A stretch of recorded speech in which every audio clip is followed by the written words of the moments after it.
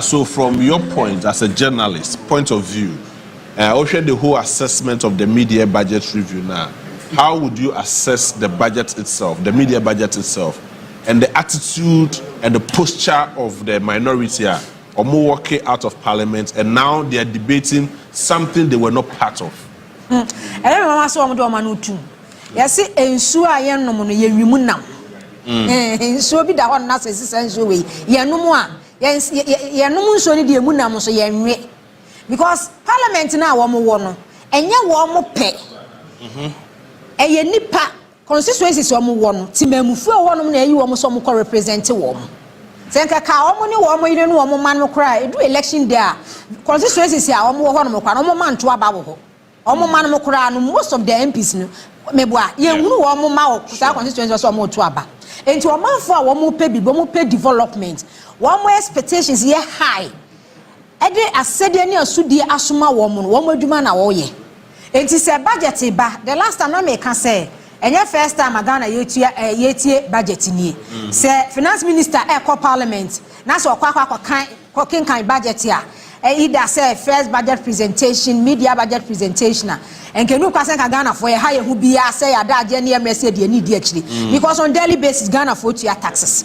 On daily basis, you can't Ghana population over 33 million, you're loan. And a loan be a bejibian, your bobby bidding idea, they're loan. And this say to your taxes, you're the Ghana for Duma Quaquajina Bosiano, your natural resources, the Quaquaja Bosiana and finance minister say, or call parliament or Quaquatre, say you're calling my bossy the year way, or Nasa Ghana for was attentively you need the because budget previous budget na abanda dano presentation JB after budget biano e de yaudie Ghana for yes e de amoche Ghana for e de sikahye Ghana for e san so kura no e de enwumaguo Ghana for enti NDC take over no budget bia finance minister dey ko bia no na Ghana for ni de achi here rade hu Ghana for mobo ye pay any other taxes bia new taxes bia existed ones no so no ye hwe kwan say rade one san so ko increase no ko review en san so fa from enti expectation wo ho na kwatena parliament na ko ye adwuma ma wo constituency wo to abade ma wa represent wo na 4 years wo ba beje ex gratia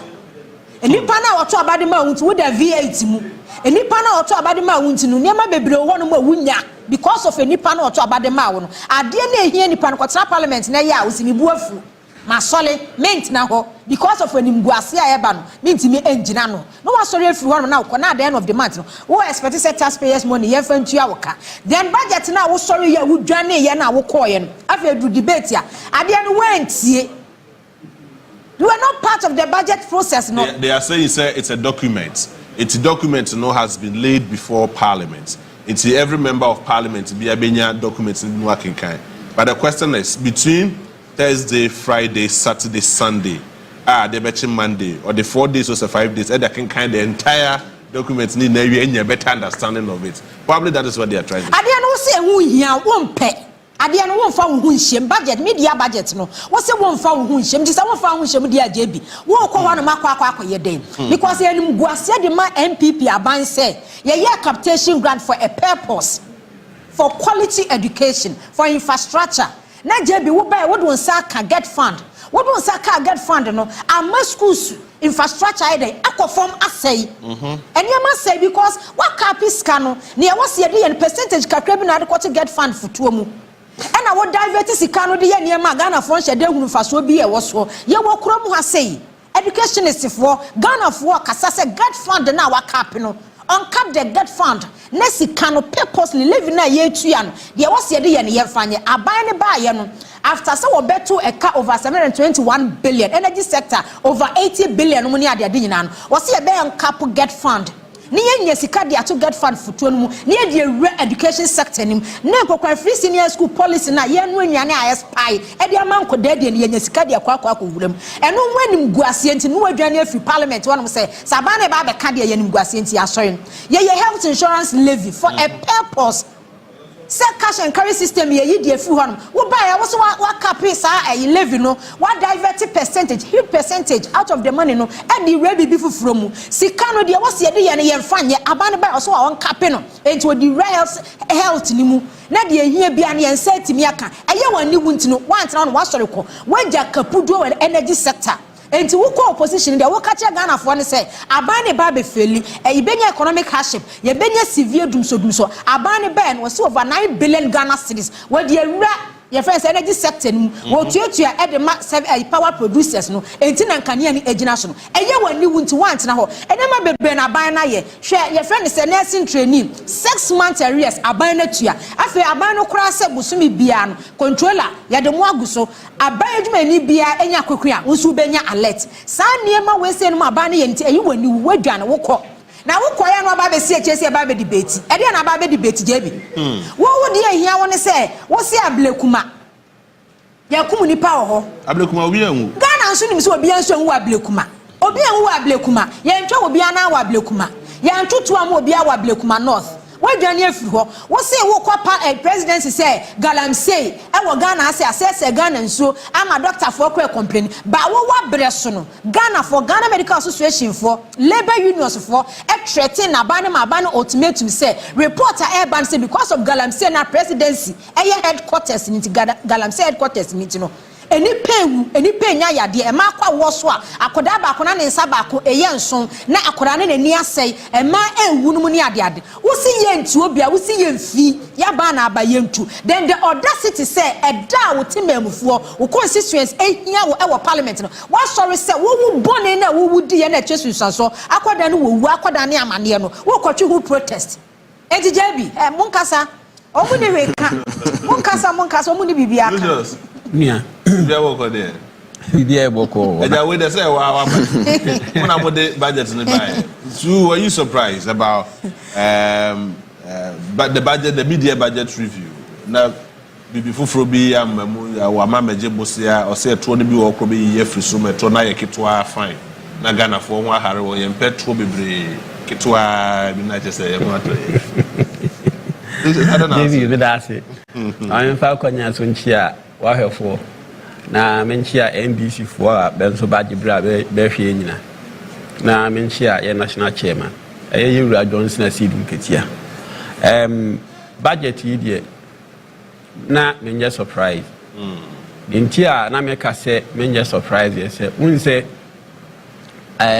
aban yi ba yi no se obahwe a utimi se atmosphere no e feel so relax I say na adesua bi esoye ne yasie sa adesua no edi asi ho nti ama ye komu eden ehenhan nti wo hwe a ene no enye se bi a president mama ayi iska edi ahyehye amanfo botom na mum wo hu ye say like ya nya asomdue bi asande ahoto bi eden abreye hwe na no BBC Ghana last week nkra no makwan no basic schools no makwan no for the past 8 years na our day agu Ghana ya no ayekoko site no de our day no na ye na what did they say ngu ye na me for the past 8 years no who say school bi dia wade se wan wan se dan kai mum dia ma je se gu but hwe don't say ade ba ko ana ekoso say private schools no be speech and prize giving days no na ye hu but yes I told for no there now want to say bibi ekoso but when say this term President Mama and can't you be a so nkodia wadi Ghana Education Service and can't you be a so nkodia wadi nanso amount for day edi adona achi say ye ball abene ye ke say this term hunia wadi eno no kire asomdwe a day aba Ghana ha last time me catch MPP ni bi say on take advantage of good governance non fa ni birthday because for the past 8 years no me sure so di ni birthday What you say? Enti aban papa ba. Ne make catch MPP for say. Sa work out na be no parliament no. Ehu hia. Kame akoye te say no MPP na nkasa ye disease bi wo oman yi mu. What you say? Ye wo niema bebre aho kan ya na ho aban mu. Ye wo niema bebre aho ye ya antwa yi. Ghana fo nya abotre den ehwe ho etie ho ema ho time so ne Ghana fo pam ho ma ho koi. Enkugu a ebinsi da ene ho famu. Hwe de entia na meka se budget na me nye surprise no. Ba ko ye say President Mama ye chi ase say aban na watwam no. Na odisika rough reckless spending. Enti no eka ho bi na ama ahokyere ewo oman yi mu. Enti President Mama ka say the 60 ministers instead of saying nanado ebe fa 125 no ono the 60 ministers eni bebu oman yi. Ampani ampa oba ye no wa muso or the 60 even craft any ebimo krampo eden e go through vetting. Yawo nyema bebre wo hon ma oye ya atina den atimi ahwan bed nu bi Africa Ghana ni so ebi ye independent day okay say ehu hia ye betwa budget kakra district assemblies no regional administration at the national level na ayi independent day celebration any 3 hours impu na dia say sika ewo man mu. Okay, say sa niam no nyina hu hia. DSTV ebobobo ministries ne ayi government offices ne nyina drain oman no. President Mama le hu hia wa yi afri ho no.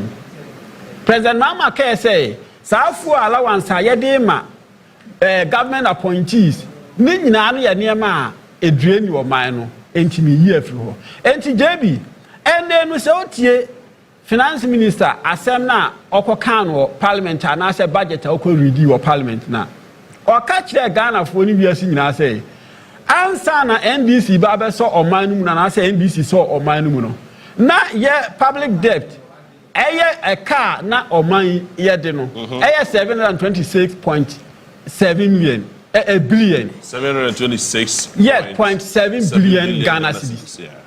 What you say ene ya yet here ye di nkobo no finance minister che say eka no esu ahwan about 113.7 billion Ghana cedis like so the ahwan no that is 113.7 billion esu atia free okay atia free 700 yes 26.7 billion Ghana cedis no so enene chew aban papa waba hwe abana na watwam no ahu enkwokrafo a beti apa ebi mu de afudwene bantimi amu oman no ene President Mama de ayi obi besie asukọ no mamo ebu oman tena parliament na tie nyansa ola won tena ho na daache ebede de man na ahye wonsa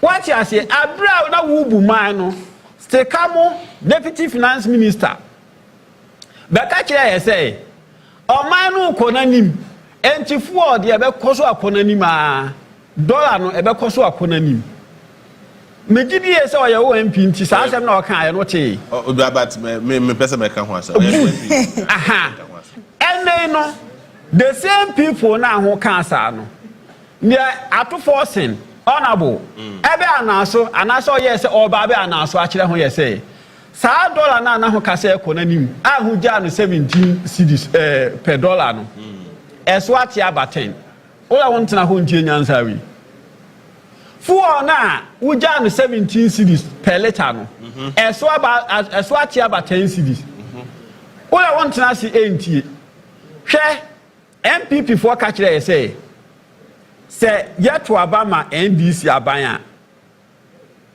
beba betwa free SHS aye beba nursing training allowance teacher training allowance bentria NDC bedura dum so ebeba now the good news is that Sa free SHS na MPP for who care say President Mahama betwam no. Someone na parliament inti ho ante. Ye ka kire ho say bantwam. And the President Mahama yi 1 billion e dey akwa wura free SHS him. I see.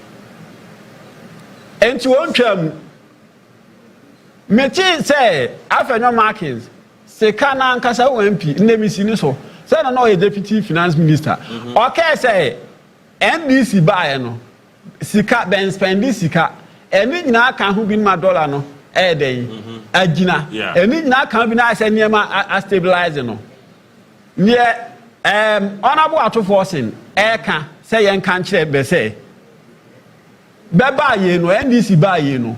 114 billion Ghana cedis. Ne President Mahama buy no. Was spending. I see. Enti anya no credit. Say NDC buy ye no. Ben spending and inti amaniema a stabilize it. Enti say oyi 1 billion Ghana cedis na make I say President Mahama e dia kwehye free SHS ma. Ensan yo. Okay enrachi ya. Na no fee stress policy. Yeah. President Mahama can say a school for about secondary school abeko. Tertiary education. Sometimes I shall say no air and intino Onua nim. Say akra no school hon ko ade na say o pay student loan ne nsa beka. Na mbom wa abre ko a o pay so school mu no. O pay student loan air den. And inti yamfa mechanism bi nto akwan mu se na be ya obetimi awuram. Na nya awuram we na feel say wa hoboa nso a. Na o pay student loan why den waje. And they are many workers say no. President Mahama atria tertiary education baba wo ayi offering saying universities any ayi nursing for no nyina no batria Omuguso omutuatua. Ha. Enti no school for no so a confirm it. What you say? And they are many workers say no. MPP forecast and nursing training allowance bebe twam. NDC ba ye betwam. MPP foi. Me ba say me ba be ka kire say President Mahama after 6 months e dey am teacher trainees any nursing trainees. Na say o hwe sika o di wura mu a sa 6 months no nko ano. 684 million Ghana cedis. Enti no watua. Enti nursing training allowance no won twam. Teacher training allowance no won twam. Afa kura no obehye mu kena. Ti say ne ayi minua bai kan yi no. Bo so mesu bia ese be beska. Enkam sene esika mu no. Jebi menu me na organa ha sei. Ne sa MPP for kro ya ayi MPC a ende ayi ye be kan budget ba pia free parliament no. E kan say ye finance minister na ho Kenofuriata. Omo ne ho modern. Bakeka ya ansama beka ya bi eye say na district assembly common fund na ontua ene nyina aka ho bi na ya assemblies no na bentimu nya aduma enei a me ne wo kasa yi enka district assembly ehia ska o ka say Dr. Bawumia na one na me mantam okodu ba we bebesi toilet What an house. Au assembly aduma assembly krampo this time no assembly mu kra ho a be dwane fi toilet kra ho because ade a ayi se mra kra ya aduma who si fie senka toilet bam what you say ade we be ya major project na Dr. Bawumia nam Ghana mountain so catch am for say be si toilet e ama enkrofo all right ene no ye nyina ye nim say offer of friend saying act 252 na sa ayi this assembly common fund no act no e say what did the revenue no nyina wi a say o did not less than 5% e come at this assembly na nka be mfa mo bra e wo assembly hall man said district hall empuntuo bi wo hall ma enya national of friend say national ne bet na say aba ka che say be ba be ye e di amount. And the President Mahama Kasi assemblies no say every year be a basic chip compound back. And Tianya Fekre say come biska. Sure. And no President Mahama the 2.9 billion. Edi ama this is assembly no. I see. Seven fam more assembly no humbra. Watch I say. Eni nti no nya fe ne say I be so about assembly members dey any peace. Assembly members no so. One piece. 25 million. Good. Say busumi bia alawa. Busumi bia assembly members. Ebenya bibi kakra dia kofi. Enti say yakasa aban papa ba. Enye aban papa ba bibia. But that's it. My call innocent one no na. Na nanka mi wie you. Next one we ban what Martin. Offer. Jebi. Offer innocent. I mentioned what here for. Yeah, just so. Now, I say over the weekend now was very sad day for sad weekend for Ghana. We lost Daddy Lumba. Yes. And I think it's an opportunity to pay tribute to his memory because for me, where I sit, I've listened to music, then I say for, but I'm not sure there is anybody that is close to Lumba when it comes to. Oh, and you know a lot. I mean to mean choose. Empire Bonnie is one of my favorites. Yes. Yes, and I think it's good across the political divide. Obia Emoneno. Yeah. There is this funny quote among social media circulated, and I'm sure you've come across it. Obisa Amrofu NTP Intia and Kanya Maakye Jackson Yonkone Lumba. I don't say that Lumba, Nyumba, Kona a German Casa. The gentleman was great. You see, it wasn't just about Kwanya, Pini, young Casa language, but how he's able to sample it. Out the baton, Yuma, wouldn't see us together. Yes, because. About two, I don't know, young Casa, but Kwanya for sort of no, it will take years for you to appreciate Asama Oka. That's true. He was truly a legend. So I think it's an opportunity to pay that particular. I hope this time around, something will be done in his memory. Ghana will be one year Kusi Abrosan, dying be near Nakusium, just as I never answered him. Let us build something, a monument to be a Nipabako Hodiako Kaino, said Lumba, no way near. People can even go there and pay money. Say a library, say a monument or anything. I think it's over 202 songs. Yes. What's about the whole day? Oh yeah. And you're not those. So I think something should be done in his name. Yeah, for the back I agree with you. Because what Lumba has done, he cannot just fade off from a man for because Ghana we know after 1 year, after 2 years, but what he's done. I'm even proposing so young people no more ban man for here talented what music now. Let us establish a music college somewhere. Young people can go there, learn from the basis. Oh, sir. Creative part. Oh, then I think they should continue. Ongoing. Oh, okay, then I think that they should continue. Young people have access because like as a talent in a man for Munedoso, or be an idea, or be a music. So we're able to build this platform for a man for and we can even name it after that Lumba for what he's done. So I think that is just about the way. JB, about the budget. Now we'll be said before the budget, expectation and call Ghana for team.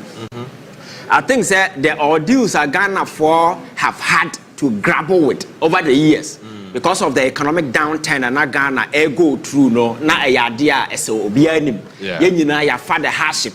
We had a situation where that governor of Bank of Ghana at them the next thing that comes to his mind is print sika sa buy also inflation and I'm 54 thereabout. Then as for the international space at the credit space Ghana was locked out to a point that we could not go there to assess. All the credible rating agencies in Ghana downgraded Ghana to a restricted default, a big junk status. For among the community of nations, not Ghana, India, we could not even go out there.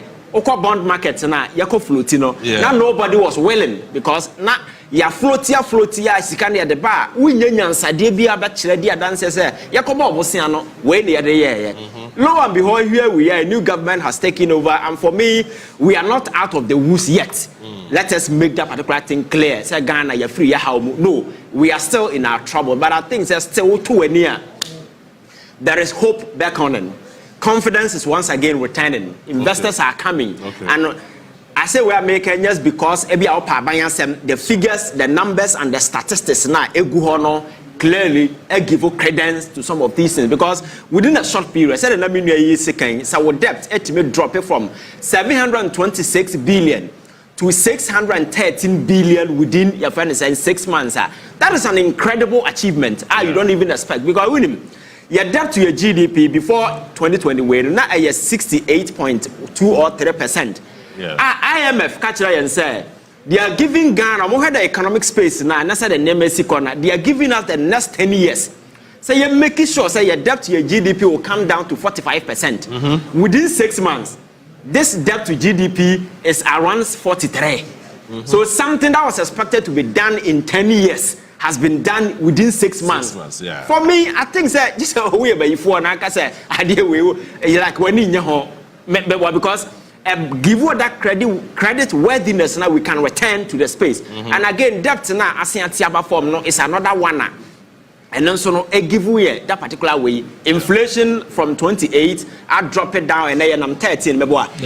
Your friend saying end of year projection, our finance minister here, you know, he was saying say after the end of this year, no, my inflation numbers na kwa do your friend is saying your friend is saying 11. Yeah, half of it say you was 16 clearly you was 13 clearly a choice say yeah do baby. And adeba akwana meta kan ho asem has to do with the banking sector clean up na nasefo na ya me beta ka kiro say ADB na your friend say NIB bank na gu edan keke na sisi ho. People thought that we were doing politics and our finance minister confirmed that particular thing, but then instead of say obegu these banks, you know, these banks have been recapitalized. What put to a huge sums of money. Ghana, shares. Say 450. And ya no keke. 450 million Ghana. Yes, a buying shares are one Nestor Ghana. Or the Ninian alcohol and a bond of about 1.5 billion. So ya channel Ninian alcohol. So the best banks now. Just to make sure, say we are sana deposit a sika or over about 6.1 billion. Income again over 900 people in a year across the country. Our friend is saying that particular bank, you save them. That is the smart way of doing things. Within this space, all the rating agencies now coming back once again, giving Ghana a boost because Moody's upgrading, Fitch upgrading, and then S&P too is working very soon. I think that the numbers will come out, the actual figures, you know, and clearly in the trust, and some of these things have been done. So JB, for me, I think for me agency the numbers look good, and I did very important. Emma numbers look good over the years. Cry over has to do with the dollar. CD dollar. And interestingly, you know, your CD now the worst performing currency in 2014, you know, your friends in 2024, 2023, no, and then as at April, according to Bloomberg, Ghana currency, no, now the best performing currency in the whole of the world. Because now sustaining gains are to a point and ya dey bedru ba bi ejina ya atimi stabilize ejina 10 point something actually say indeed nema asase a ekoye. And you see what kind about MPP boycotting and as for them. Yes, because democracy na ya practice and obi our right to boycott parliamentary proceedings whatever. But you see politics I evolve to a point and my culture say no citizens no more form no more hair no. Do now crack politics as a change people on the stage. Yeah, sure. And it's a person who stages some of these things that you must make sure say at the end of the no reason is on your side. You have proper justification.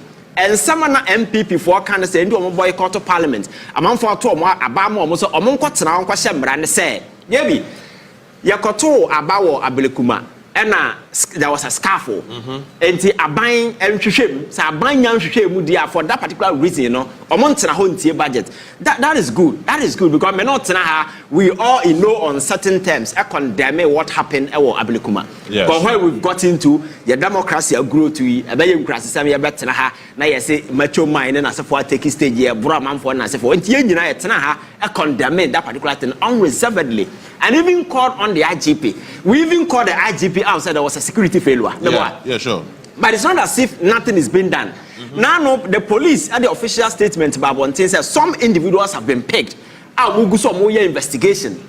The perpetrators in this particular act will be brought to book. the MPP picks this particular thing as a justification. Say, oh, amonko. That may be so. Say, you see, he who comes into equity must come with clean hands. These jokers who left Parliament a few days ago were the very people who supervised over Techiman when people were shot and killed. Not even a single person had a sense of decency. Catcher abina not to say your mama bine say omunya investigation. Nipa no muko mo Techiman no mo yamwa and now no mu nebusian for. Ablekuma yanku obiao. In this case, people were shot.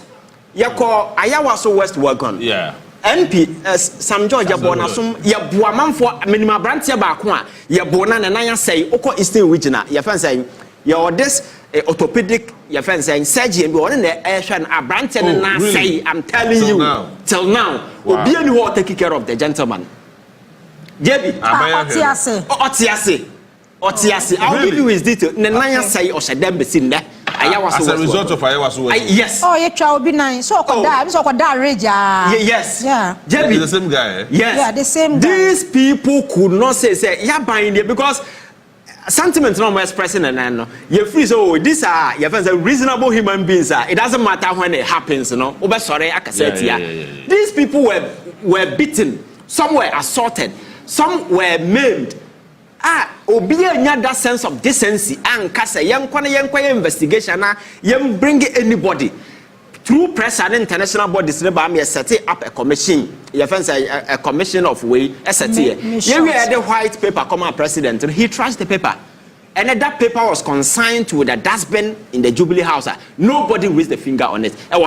The justification was that Sam George provoked and it ended there. I know the day we aren't bandits and criminals. But nobody was able to condemn those things. And I mean, I blame those who received that particular petition. Because the chief of staff and other people were not supposed to even avail themselves. The chief of staff, the deputy chief of staff, that is stand-up. Yes. And they shouldn't have entertained that at all. The reason is that day the president was supposed to be in the house to read the budget.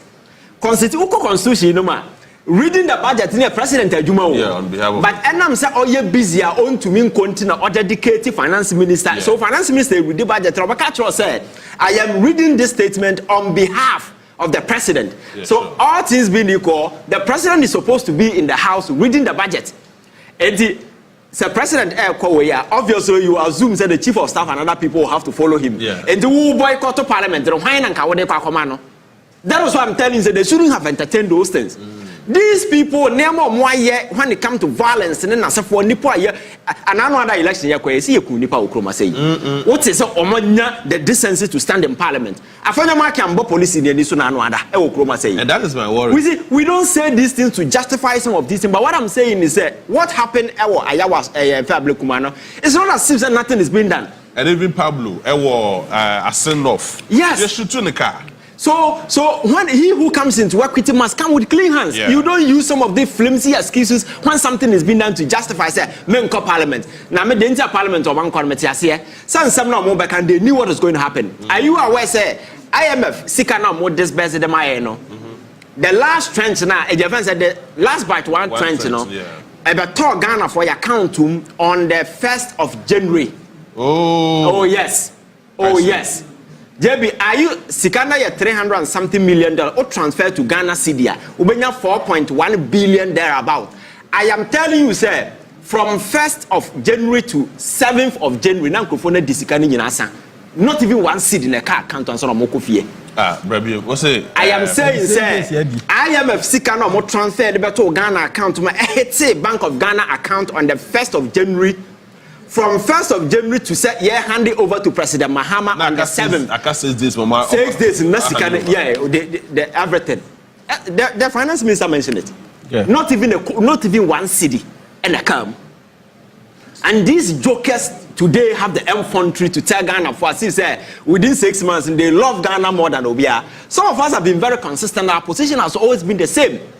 So you bet me it doesn't matter where it happens. But mono. Niama no kwabone no obi a hunyansa nsore nkasa niama a ekoso ya de bone because who can't now we are consistent who can nipa will take you serious. Oh, their position has always been consistent. Ya tena kroma ma ya kunipa ma wabu ani aguso ya buru ebinom pre ebinom ne na sefo ye chesi a journalist do say na yan chesi obo kroma say it got to a point Manasseh had to flee from this country and several other journalists yanti kroma na ameswale na sefo ye kuku omo na sefo no MP shane dem ye kobu ni komu ku ne na sefo no be sin ne hwana ya chena about those things, you understand? So I am saying say politics na ye no, we must not think say at this time, you know, we can sway emotions, we can manipulate people's emotion. No, the only thing you can use to manipulate people is reasoning and find where your logic and some other kind. That is the only thing I'm gonna for. I do what she. But 1990 politics, 1992 politics, na mena nani na ya womi tumu sa kind of ensemble no, I will not buy conviction for you. So oh yeah, they are making sure that they now is grounded on something substantial because in the Ghana you know what they want to know. Heard the currency today, or heard the economic space, or heard the near Mexico, and how confidence is once again returned. This is I'm not say. Nipana yedi omoka ukroma ye bilateral with creditors and then they are willingly coming on money Ghana for sign MOU. Finance Minister Hente say in the coming days in France be sign be and several other agree say on be a chance. But France last week almost France has been signed 90 million exactly. So some of these space ni na chira say there is some confidence that is returning home. Ama man for benya didie ayesa niema no. So niema we na Ghana for hesa be ahonhare beba yemu na Ghana for nya some fast because one of the major things I think is all kind of President Mahama I think Ghana for it doesn't matter where you are. That big push agenda now the road infrastructure aspect of it, you know. The gentleman has deliberately identify all the major corridors in this country or making sure say oil revenue na over the years he's refinancing that particular revenue now what channel towards that particular road and do say or can Kumasi to your friend saying Accra to Kumasi road, a 3-lane expressway, no. Say people are there doing the feasibility studies. September, oh yes, they will finish. From 1992, yes, 96. Where yes, that is why men know duty here on every day just to be on them. Said they will do that particular thing. Enra da. Question Kusi woja so mo bankan. Almost 16. Yes.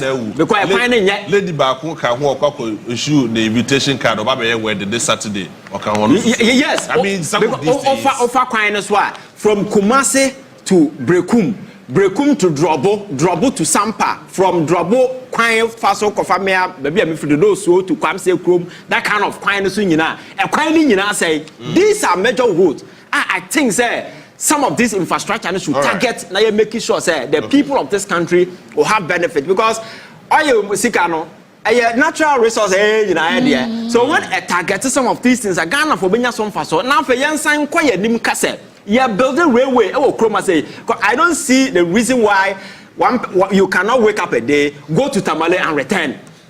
We should be able to create a system. I bet Yama Ghana new with that plane, no. Bet me akota Tamale and return, and then it is possible. A sky train or say a twash. Train, no, they are not from crying. Sky train, no, train, no, they are not from crying. Nibi, not there. Also, so I think that these are some of the things that we need to do because me motivation, my dear, say Ghana ni be sorry. Okay. Na nneema mu behin hayama no. The ope obetimi ato, the ohia ne nsabeka. Now government must also focus on job creation. Job creation is very important. I can say me we say the budget just ability. I say more na you see the no appreciate it. Emma dollar ni depreciate no.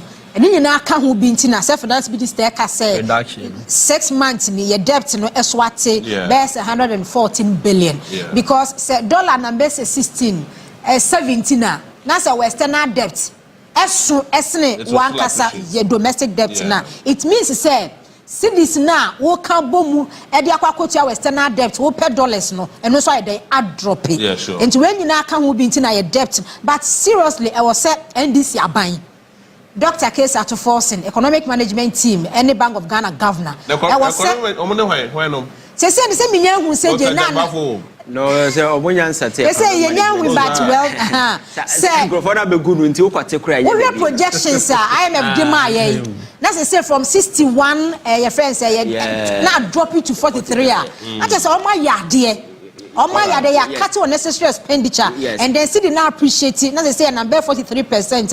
I just say seriously, your debt to GDP. Very well. Abana ya Quick one, and I think that we must also go the Nigeria way. Nigeria Omo appeal foreign borrowing to 30% and domestic 70. Because the very moment you borrow more from outside, no matter about the fluctuations in the currency are affected. And you're more capping in such a way that foreign borrowing cannot exceed 30%. That way, so I think that's a Ghana for it. Me, yes, I did not borrowing or come from. Because the last year, the external debt in borrowing 61%. Said they were borrowing recklessly. So I think that Lucius, I remember you share the accountability series, or I don't know, maybe someone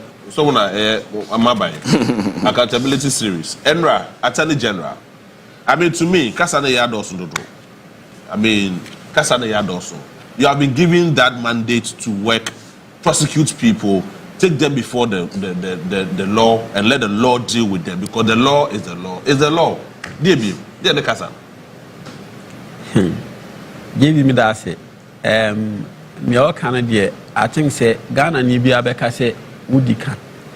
Say obeka say bia kasa no ya doso. Na me no de meka say once a bedi mandate no amaye no. So obi ewo ho a wa diska na say yen nipa no yentimi retrieve iska no.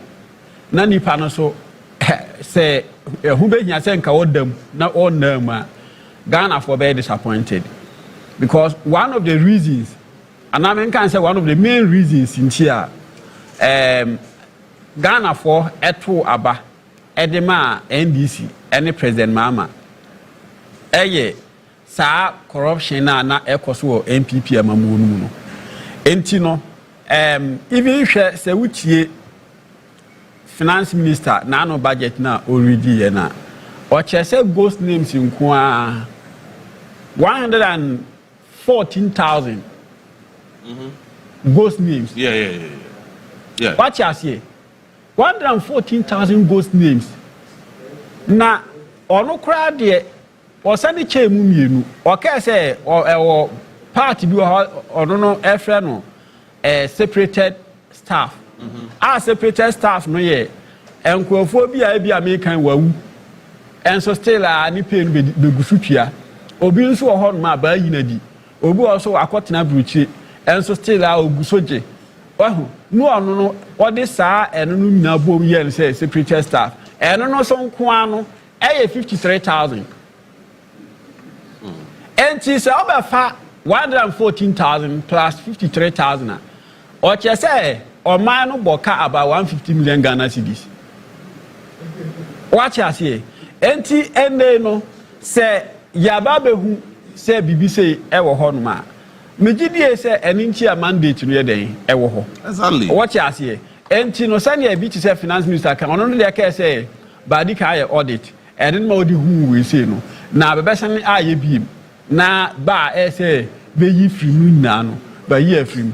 Enti no last minute na ha kan say MPP for ade ba ko pa na e wo ba no say NDC for corrupt na se be kan wi a be ma evidence e che nkrofobia ba chi be den edi ba gu what you say se be kan sa wi a wo NDC ni no wo the evidence say wa kwachi MPP ni bi atum because President Kufo free so no President Mills eba nyame mfa ne kransi yi on dey care say opasomdwe what you say obi abogana on dey opasomdwe nti ema wantimi anye den anchi obi a ne President Mama ebeto aso wahu enti ene no to menka equalization po because obi a disca jemi eje what you say say sika no won feel say won say nka say ebia o asseta say nti a ayi offering say ye declare asset no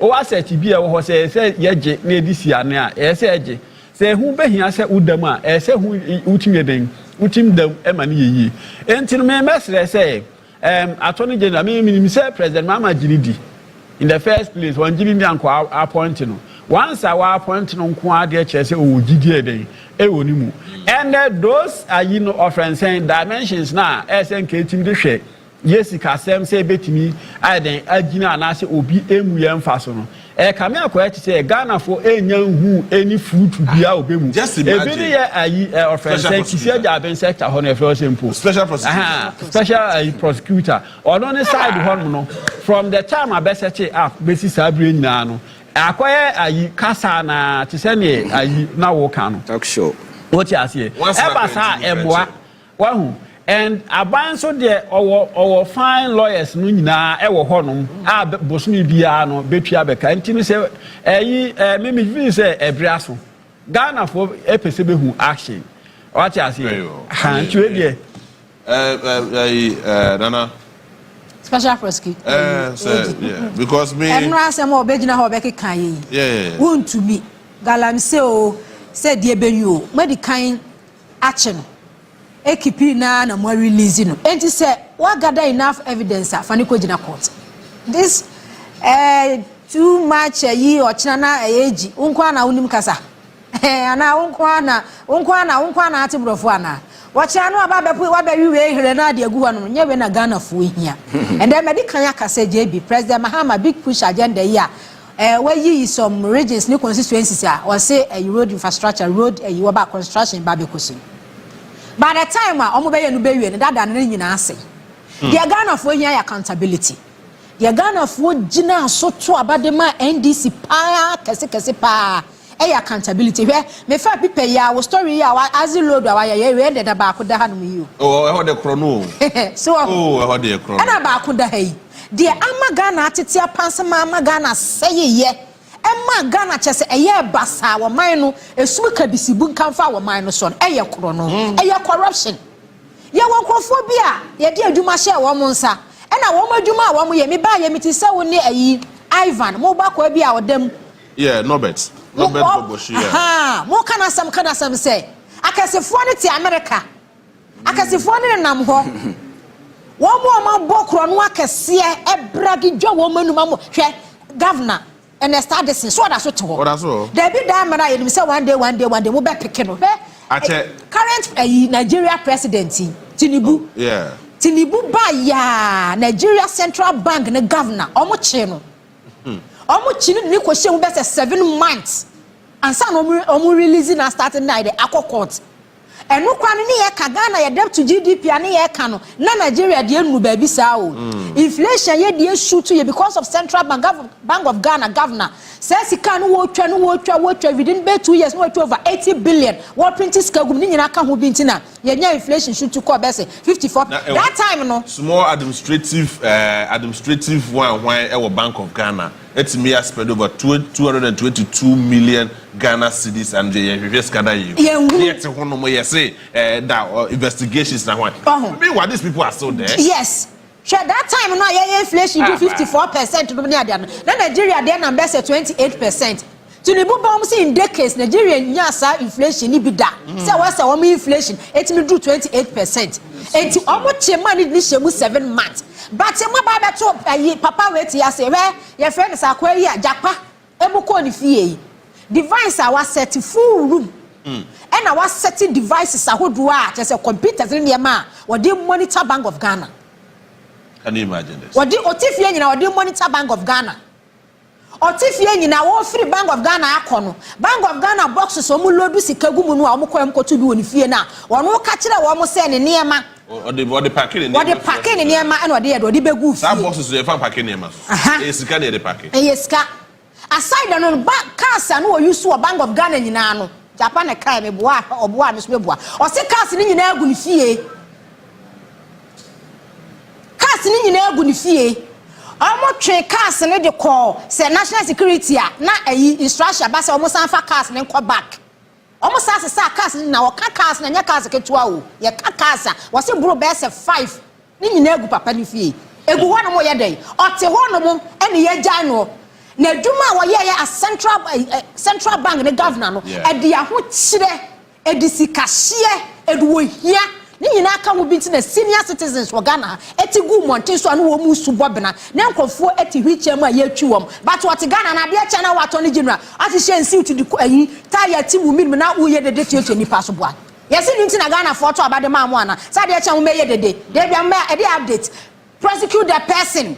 Simple. Because nipa ladwuma na wo ye no e de ahochire e de nipa wu woni kanofori atakabo mu nipa wu wo Ghana ha sei wo policies programs ni am ye e nipa wu wo Ghana ha sei chema wuntumi na no ba update ada e fanya dey chema wuntumi ekeka gold woni tata gold boss woni radio stations chema wuntumi ka che Ghana ni so ye governor wo ye sika no ye billionaire mansions ahodo palace and wo sis wo Ghana ha sei no what to go that say so to toy ade amankrofo mo chidi ni kwhye mu 2 days and release no wo be ma ya address ye dey prosecute them se wuntumi nya mo kama no ntina mo de yehu ni say mo de ja some yes politicians mo ye anuafo ni ye fa ne sa na ye ene se ma ka kan mo ba ye kwabradofo na ase na kwabradofo ma gimu 60% anyway de wo so agege na wo hefa na asset na wo se na ban ne fa e wo hefa JB ya tra stages we say ya politicians e de ye enamuo no akwanfo akwantanta sika e ba wo man futo mu se mu even 30% kwa se MPP government e yo madwen so be invest wo Ghana for ye kwato abade ma wo mu a kanya nsen ka Ghana for brese no. Very well. Before some member Ivan Honomo no Lucius message bi wo ha ye fro bi Fuseni Abubakar o say JB tell Lucius, his former PPP party deputy organizer, Sunyani East constituency, is watching him live from the United Kingdom because I could not stay in Ghana during this hardship time. And tell him, wish him all my best regards. Graham. Who do you know? Graham. I mean, also on the ultimate time to a quarter bush. Two days and a half was in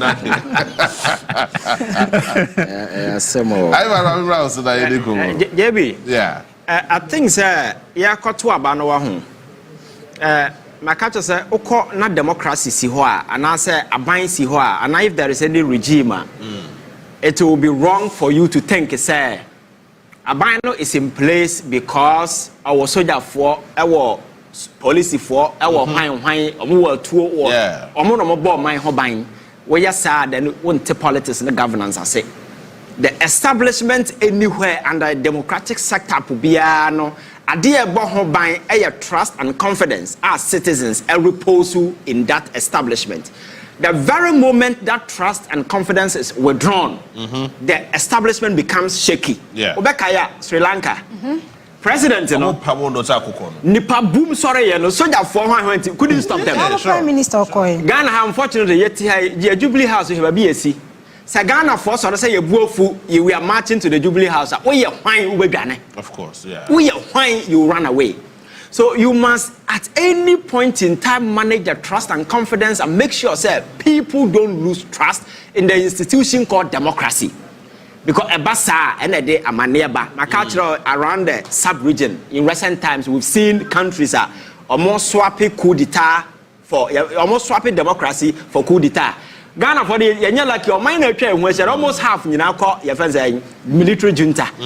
Ghana is not immune from this. In recent time, Akufo-Addo Tisano didn't say money. Ekaka krebi and Ghana for nka yenyaku ha say people are even boldly on TV saying say coup a better than because they're not yet tehono na nye governance na nye democracy. It was more or less like a Ponzi scheme that was being spearheaded by some unwitty criminals who felt say you too mean so at this point we had that massive win for President Mahama say Ghana for became so much convinced that acrophobia for Yesika and for that matter I am going to vote for them to account for their crimes, and that was the motivation man for the Kokotoaba. So at this point Kasadodo bia ni ho ebe put Ghana for off that particular way until they see people in jail. Exactly. Kasadodo bia ni ho obeya ebe ma Ghana for I give up said no because my catchers ade ya pa ne se nipa onim nyansa ewiawo na ode tumi atwa ne ho ahia you can't do anything about it, and that is what these people did to us. The evidence was quite clear. Omono my catchers said they were unwitting criminals. We are no, they couldn't even hide it. omu wi na ade che na da bonten omu wi o chena ade che na da bonten kromfo nyansafo be na be wi ade che you see, so these were unwitty criminals, unintelligent, and I am saying, say, this is the time akasadodo be en who betime justify that particular thing. So Attorney General should start speaking with prosecution. That's only the point. Me, I am somebody I've always advocated, say yes, in governance there must be a flow of communication. Yes, it's very, very important. But you see, these are a different realm altogether. When it comes to the Attorney General, prosecution, those things, these are sensitive realms. The only language, the only press conference you can do is somebody is standing prosecution, and the person has been convicted. Exactly that is the only press conference Ghana for tears here. And there are a lot of people at this time. You see, if care is not taken, there is goodwill on President Mahama's side, because economically Ghana is on good footing. The president is doing a lot of great things. But there is one thing, Ghana for the prosecution. The prosecution. And how safe we can counter some of these things. Now, no, you will expect clearly certain definitive statement to be will be given and clear this whole thing. Because there are people on social media speculating, oh, I buy na cotton Ghana, I'm Nigeria for then and so forth. These are people making their own news. You can't control it. So it is you. And I would dispel all this nonsense. What I say? Now what's national? We don't say anything. Then it gives credence. Nipati or the back. And I'm a catcher say I buy governance in the edit to a bind. Sometimes you say hardcore nipa evidence or a perception a key. Oh, of course. Or not tobacco that is what they preach. And then you must always move in to dispel and distill some of these things. There will be clarity. But my catcher say in governance you must never create a vacuum. The very moment you create a space, people will fail it for you. What they fail with it, you can't control it. It is either propaganda, because one of what I say. And I think that Attorney General, what people Ghana for person who say nipa no muwi a yesika di yesika no. We want to see them facing prosecution. Hey, Opa, you can't turn west. You can't. There is nothing that me tell you can't say anything to convince me. But if what me anya kukudro, say what you want to me. Edna Kwakotum, ya granting the bill. What is preventing you so the court the following day? No, I know. What is the essence of the fast track high court? I understand, sir. There be none on America, sir. Your friends saying the criminal, your friends saying prosecution regime, no, is not always doesn't always align with public sentiment and the emotions and as for because this has nothing to do with public sentiment. Say JB first no more say Chief Justice wo honoma justice Tokonu wo honoma say ankofo we do am court wan hwe aye nu baby because onu na be judges and unfortunately for you or unfortunately for MPP ma suspend no acting Chief Justice aduma wo ye more than you see the point is that obi to say kwesi yantechi na na do me echi no and no some omukọ granting the bill, right? So now on court enko bebia enko kase bia because of sasem way ABCDT and the man echi no and as say wafa ne ho adi akoka na asema we ne yafa ne ho adi. So what was the essence of the arrest? So my point is the same thing happening to now to me granting the bill. And JB say who can answer what's the essence of say you be prosecute you do form? No that on say what's the essence of Attorney General is telling us to say only interest will case in granted. If you don't have any interest, you drop it. But on Kenya man do latter day, it be at the 3rd year in your administration. Now for now all pro what's all what the name court. Now court this also shed time near delay diversionary tactics near the same year by honomo so delay tactics now judges for be so those ones are madness. So the country cannot be governed like this. Cases no so no buy na o ma drop no. Judge for mo tenas no o ma fa ho aye pa I'm telling you. That is the point. So police say do agongo no mu ni sa cases ni nyina no o ma ye judge so mo tena cases so o mo ya de for because of those cases. So me case ni say in as much as you cannot align criminal prosecutions with public sentiment in as it doesn't mean say public will shut up. Always in their must, they will be in an eager stance, expecting something. So government must also make sure, say, have many times that we here to gather evidence to start because we'll be expecting by now to miss prosecution has started. Exactly the point. That is what I'm talking about. And National Service Secretariat almost kind of something has started.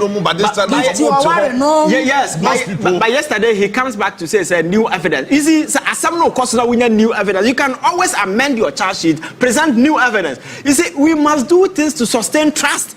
Because we are sitting on a very, your friend saying, narrow thread where people think, oh, the NDC MPP, oh, that is the kind of impression you need to do away with some of these things. Because the crimes that these guys have committed in this country against the state, richer overnight. It takes how many months? And in doing so, no. And we've lived in a country where people have been jailed for willfully causing financial loss to the state. And today, people are foolishly, they've caused financial loss to the state. So jailing them will be so easy, you understand? So I think that you see, the Attorney General must up the games in now making sure, say, prosecution is what Ghanaians want to see. Anything beyond that, Ghana will not take it serious. So, Enra, I posted one of his videos, one of my social handles. Now, Oko comment and I say, it's the way Ghanaians feel. Of course, they don't care about the press conference. They want to see prosecution because how come somebody has been granted bail for the past bear? To me, how many months? Now every day, I say, if I home the CID for Koyoku. Yeah, you may be gathering evidence, but evidence you can start and then you see. You don't have any evidence. What was the basis of the arrest? And yes, 6 months. Kasano ya doso. Eduru bina Ghana for Bambua. Then people claw back. Oh no. You must be smart. Yes, criminal prosecution take time. You must be very meticulous in gathering evidence. You must stand the test of prosecution in court. Evidential value high, but you must enter. Public trust and confidence at the same time must be sustained. Yeah, and that was more important than any other thing. We are not Ghana. We say Akufo-Addo abayeno. Eduru we na Ghana feel I say. There is nothing you do ever Ghana for. So I think we need to take a cue from this particular thing and government making sure say obi anka ko which hanti obi anka say nipa fa asem koto obi so na channel. Na mmom omo si omobo e de omo nsa bo man sikam etimi toto estate ahodo kwabra na etimi ko gina estate. No wa kan dan 26 abomu ntua kama me. Na bank atua na nansefo no. What I say, there are accomplices and other people. Ooh. We cannot do this. National Service Secretariat, Kwabraniti baby na ye de amam for Ghana card, a creative way, and ye share a school for now. And I say, when we are National Service, the personnel for we know, not Laura Fair and Quanti Sicano Modema, and 500 Ghana is a Sika. Na kwabrani akọ invest na kwabrani wa akọ invest kwa keke wasan ade aye collateral na kwaje gosia you can do this thing treasure bills na software ka kire nse no na omusika tido na Ghana ni sika ntino no bo Ghana mo sam hunu we na yetete sa nnema cathedral issue no me say asofo no mo ka ho no they must prosecute all of them. What is this? I think say anya sa nnema we na say asa nnema na confidence no chance slip biema.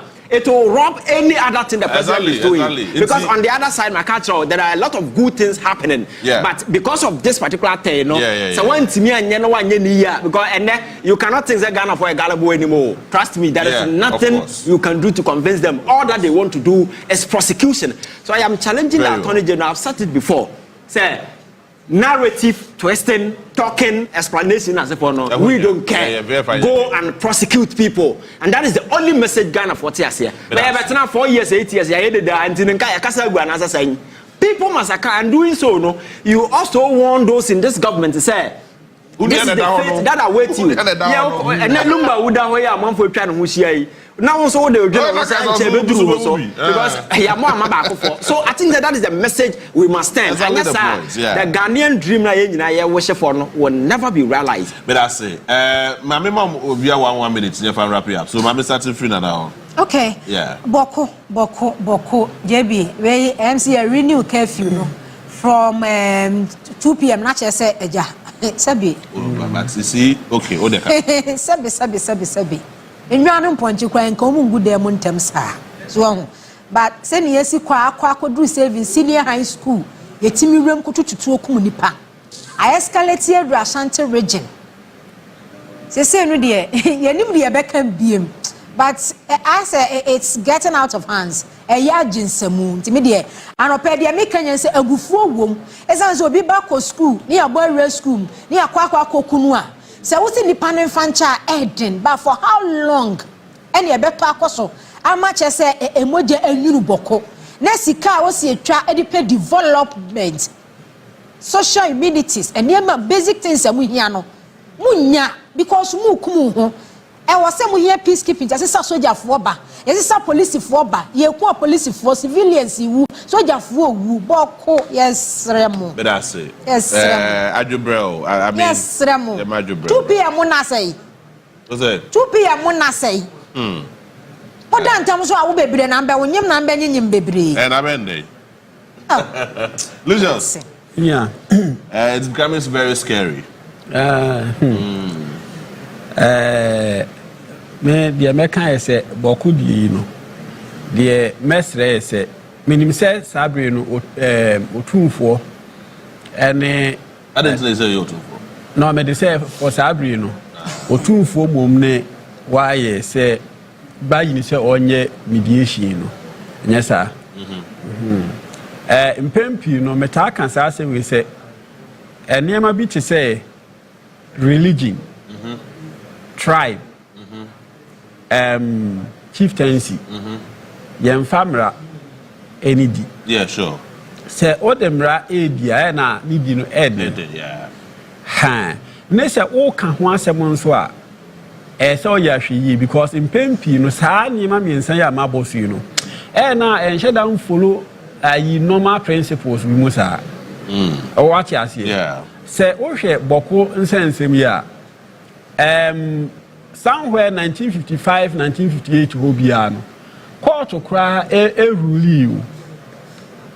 rule ba asase no be de ne ba se betimi si ohia nkasa but unse se ne meka ye no senka emra etumi esisa ne ma na no kwan a nka somewhere 55 58 ho even 2003 kra mpo no the same thing court sign rule edema even Kusi asefo you understand yeah but your time into the time into me person me kan say emra no ne say ye be kan history wan asase ne ndie wan e say osi hini ne nasefo no nyina no mesre say sen kasabre we say no nka adwobro ye nyina ye mfa ye nto babia yida all right ho no se besu benya mpumpu sa ho to ho no na se ho kunkum ho na abanya japade ye wo ho se no private entities niema ho se na development in the Emma. All right.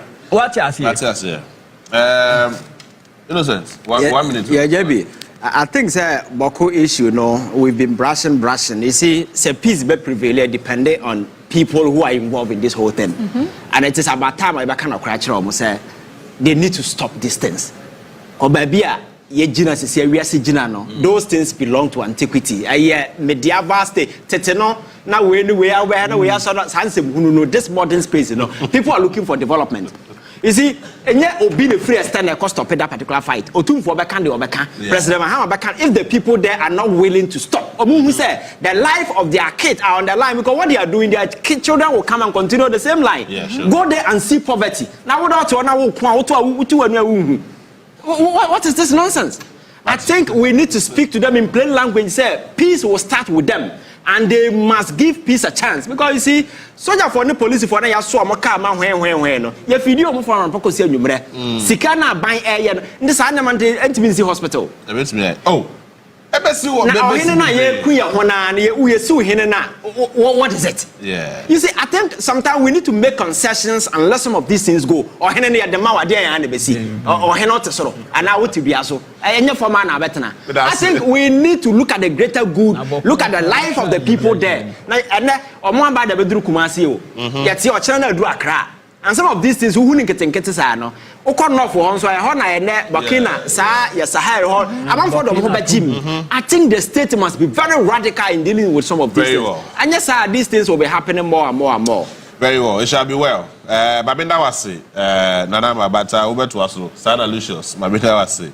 Na minda Innocent so ase. But before say me kono, yami aduma on the 2nd of August. That is minda ebe ya me abinia Teddy when ya na yire out of friend Tracy omo ware no be koso Living Faith International Ministries Shari Butche 2 p.m. pepe enti wa unim Teddy and I said Tracy Biano just wish them well, congratulate them in advance na nyame adoma Saturday brabejawo no mon come home mom say aware for I will be there. It's a na share or honum na bibia so etimi ekoye emfa emaye. On this note, let me say a very big good morning to everybody. Ye dan ho aba ye ba ska ofi kakra wo bank na fe ya to ayen komo so ye besisi ya